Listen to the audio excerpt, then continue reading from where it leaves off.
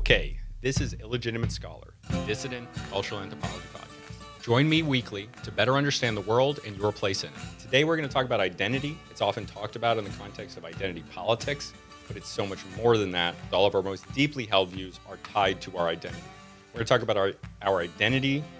We're going to talk about the concept of identity, how it pertains to the recent issues that we've seen, what it means for the West. We're going to talk about primary identities, how people identify themselves and which identities they view as most important. We're going to talk about the growth of a white identity and where that comes from and why that makes sense in this current time. Here we go. So when I'm thinking about someone's primary identity, what I mean by that is that different people have overlapping identities. And while in the West, we generally have this sense that the nation is the most important. And that's gone away. Probably 40 years ago, they felt very differently about this. They were more so in favor of the nation.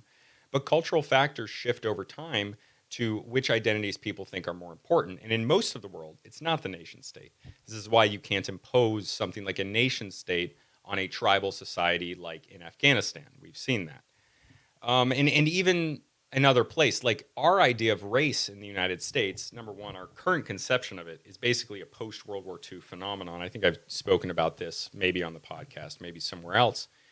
But there's also that if you go to other parts of the world, they think about even that same concept, race, what we would describe as race there differently. For example, in China, they don't think of themselves as Asian as a race like we do in the US. That is a result of having people from many different continents and this melting pot of different types of people. The point is that Chinese people view their race as Chinese. Japanese people view their race as Japanese, just as much as I view myself as white or anyone else views themselves as black or whatever. That's their race.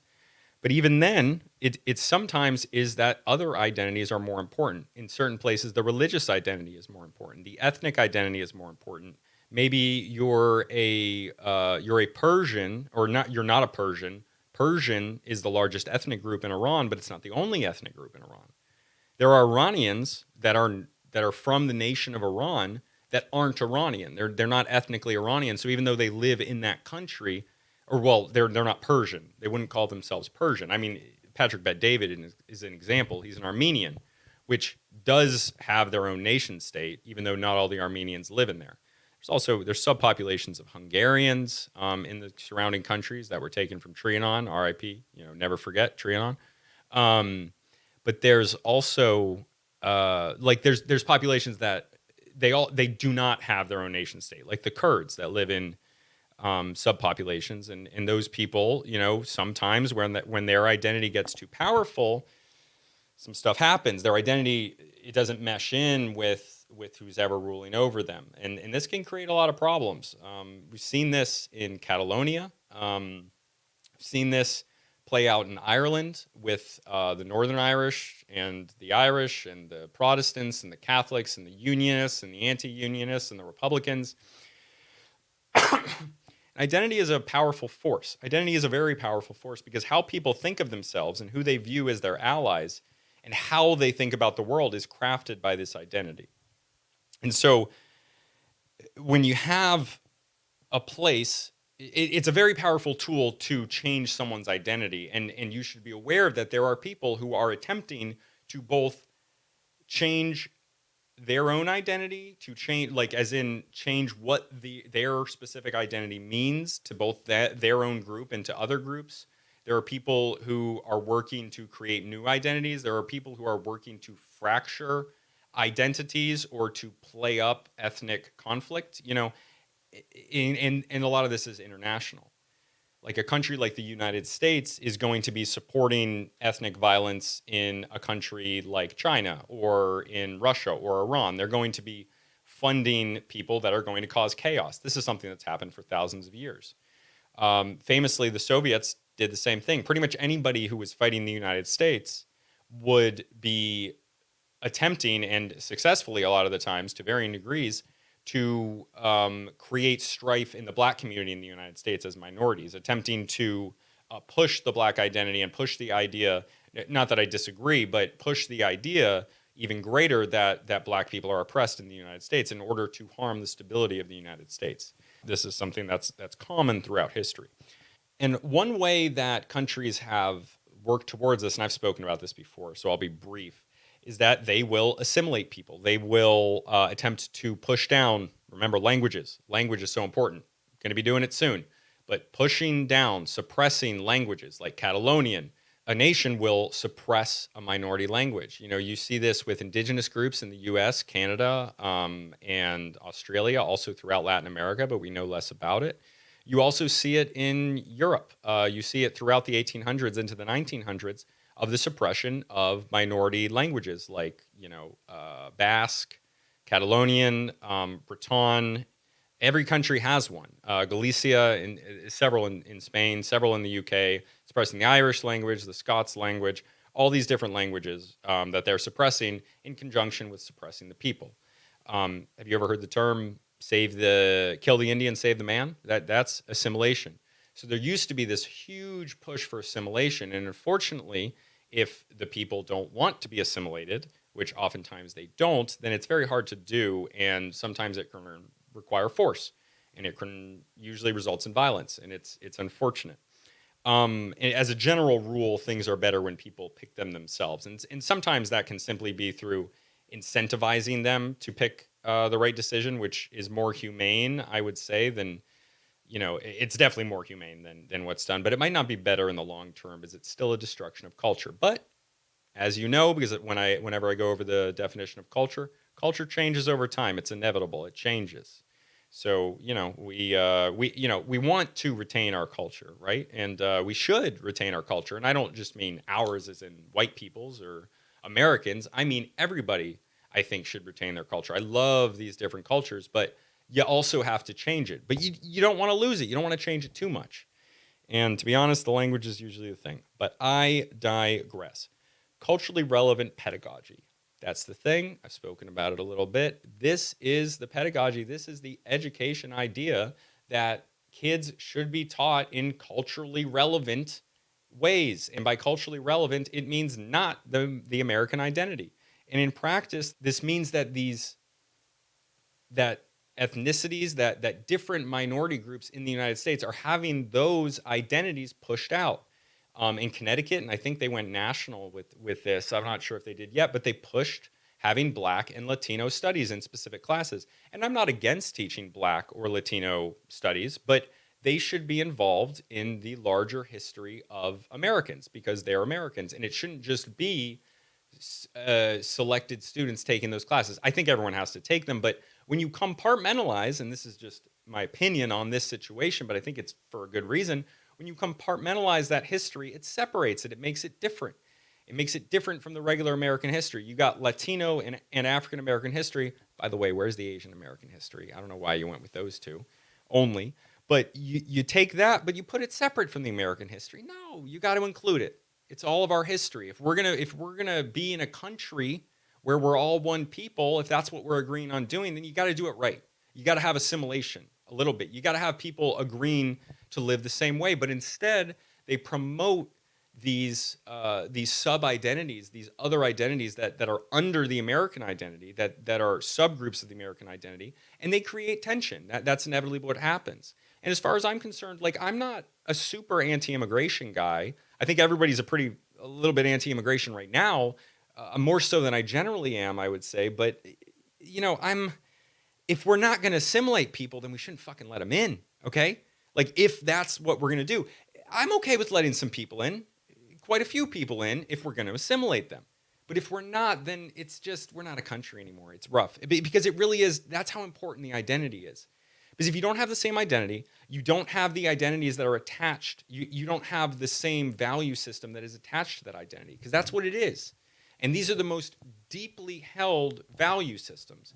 And then you have people that feel different ways, and then what you have is public schools and colleges of people with completely contrary opinions, and then people are very upset because they feel like, somebody is, their family's being genocided, or there's an attempt of genocide on their family. Maybe some of their family, or at least their ethnic group, is being attacked in some way, and there's nothing you can do about it. And I'm not just talking about Palestinians here. I'm also talking about Israelis. I'm also talking about Armenians. I'm talking about a bunch of these different things. It's not just Israel-Palestine. It's when you have more of these different groups of people coming in, and then they're not assimilating in.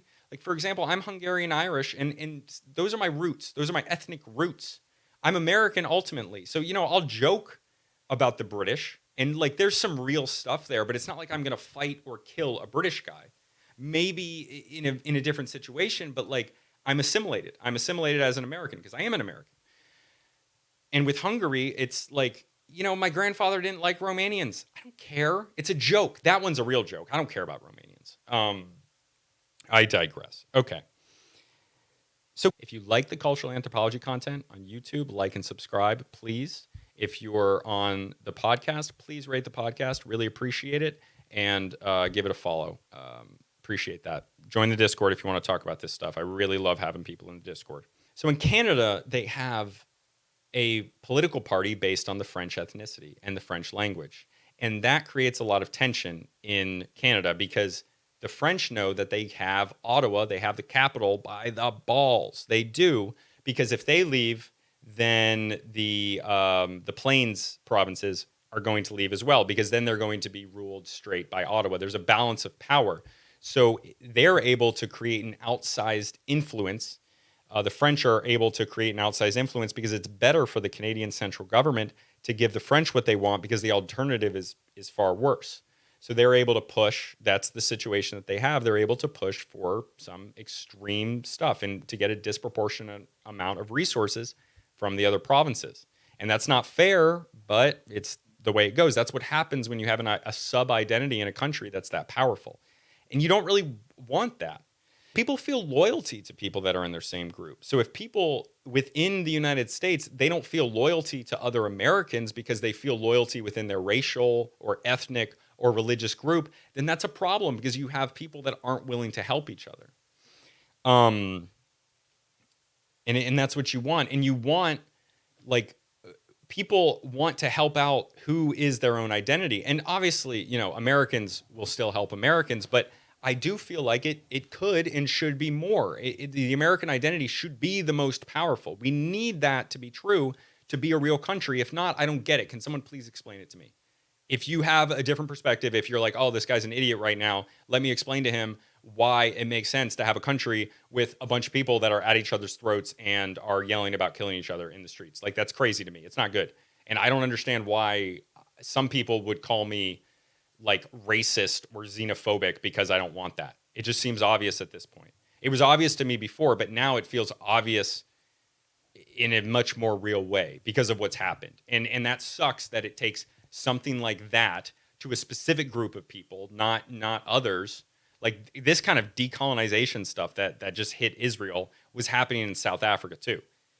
And it has been happening in South Africa. And yet when it happens in South Africa and you bring it up, then you're far right. But then it happens to Israel, and, I digress. You guys know what I mean, okay? The point is, this stuff is not good. It's not good. And this creates tension in the West. And so this leads me to the white identity. Okay, so there is, in the United States and in Canada, in the West, it's socially unacceptable to have a white identity, to have to feel camaraderie with other white people. But that's not going to be forever. The idea that you should not feel camaraderie with other white people makes sense when the country is 80% white. It even makes sense when the country is 70% white, 60% white, especially because white people, we have our regions, we have our different ethnicities, and we have other identities that were more powerful. But what about 50% white people in the country? What about 40% white people in the country? Because at that point, you're dealing with plurality. The white people are no longer the majority. And while some people are still going to treat it like white people are the majority, because there's this common thing in many forms of thinking where it's just momentum. They learned things based on the other situation, and they're not going to realize that they need to reevaluate or should reevaluate based on a changing situation. But the country has become much less white since even I was born, and I was born in 1995. And it's much less white now. And now we're looking at a point where white people are going to be a group. And it would probably be a good idea if white people got together and advocated for themselves, not at the expense of the other groups, just as the other groups will advocate for themselves, and not just other racial groups, but however people organize themselves, not at the expense of any other groups. That's not what I'm saying. I'm sure someone eventually, if I get popular enough, will clip that out, but I don't care. It's going to create a situation where white people are going to have to create a block and advocate for themselves, or just, or you just join some other sub identity. We'll see how it goes, but that's the way I see it going. And I think that's okay. And, the thing that made me really start thinking about this recently was that news article where 6% of the S&P 100 hires in recent times, I think during the Biden admin or after the jobs came back after COVID, 6% of them were white. 94% were not white. So, that's not good. Over time, that creates a situation where white people disappear from these positions. And that creates a situation where white people will have to advocate for themselves, and where white people will advocate for themselves, because if white people, especially the people with the power, and when I'm thinking about that, I'm thinking about, like, it's not really the top 1% white people because they don't care about the other white people. But maybe like when the top 20%, the top 10% of earners, they start suffering, which they already are, by the way, then we will see the white identity like coming out. And again, I'm not saying this is good or bad. I'm just saying it is. It is a thing. So yeah, that's how I feel about it. Quick episode today, but I'm trying to stay concise. Let me know what you think about it in the comments.